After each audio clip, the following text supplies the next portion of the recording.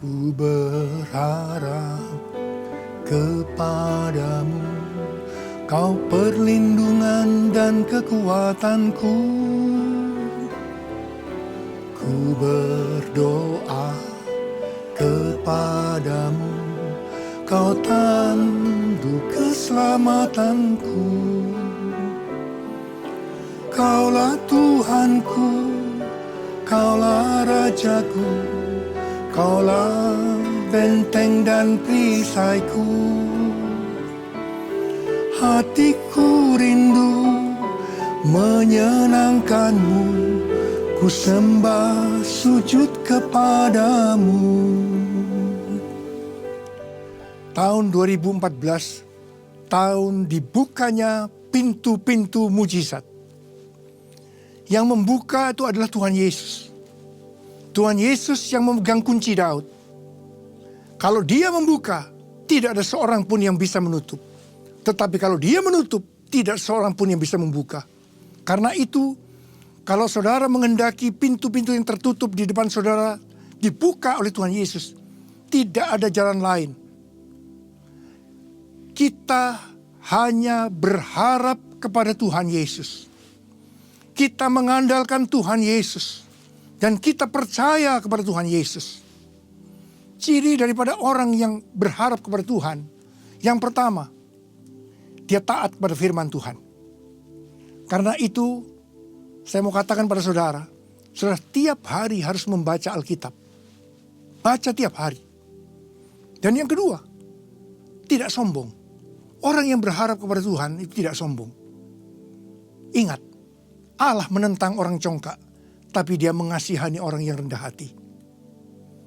Dan ciri yang ketiga daripada orang yang berharap kepada Tuhan, dia diberikan satu kekuatan yang baru. Mungkin saudara memasuki tahun 2014, saudara letih lesu, saudara memandang ke depan dengan pesimis. Saya mau katakan pada saudara, saudara hanya harus berharap kepada Tuhan. Kalau saudara berharap kepada Tuhan, saudara akan mendapatkan kekuatan baru. Engkau berlari tidak menjadi lesu, dan berjalan tidak menjadi lelah. Dan ciri keempat daripada orang yang berharap kepada Tuhan, dia ingin lebih peka kepada suara Tuhan. Dia ingin lebih peka lagi kepada apa kehendak Tuhan pada zaman ini. Saudara, Tuhan berbicara begitu kuat kepada saya tentang kehendaknya untuk zaman ini. Kita hari-hari sedang menanti-nantikan Pentakosta yang ketiga. Ada 5 hal yang saudara harus perhatikan kalau kita berbicara tentang Pentakosta yang ketiga. Yang pertama, sebab bumi akan penuh dengan pengetahuan tentang kemuliaan Tuhan. Seperti air yang menutupi dasar laut. Roh Kudus akan dicurahkan secara luar biasa. Dan kita diminta untuk banyak di menara doa. Banyak berdoa, memuji dan menyembah Tuhan dalam unity siang dan malam. Dan hal yang kedua, 3 generasi. Anak-anak, pemuda, orang tua akan dipakai Tuhan secara luar biasa. Dan mereka akan mentransformasikan 7 gunung. Karena itu saudara, kita harus perlakukan mereka sama. Baik itu anak-anak, pemuda maupun orang tua. Dan yang ketiga, kalau kita berbicara tentang Pentakosta yang ketiga, itu adalah goncangan-goncangan. Goncangan-goncangan akan makin dahsyat. Kita harus hari-hari ini minta kepada Tuhan. Untuk belas kasihan Tuhan untuk negeri kita yang tercinta Indonesia. Saudara, kita mengalami bencana alam yang silih berganti. Sebentar kita akan menghadapi pileg dan pilpres. Kita mintakan keamanan buat negeri ini. Saudara, berdoa untuk itu. Dan yang keempat, itu adalah penuaian jiwa besar-besaran. Kita harus menjadi saksi Yesus.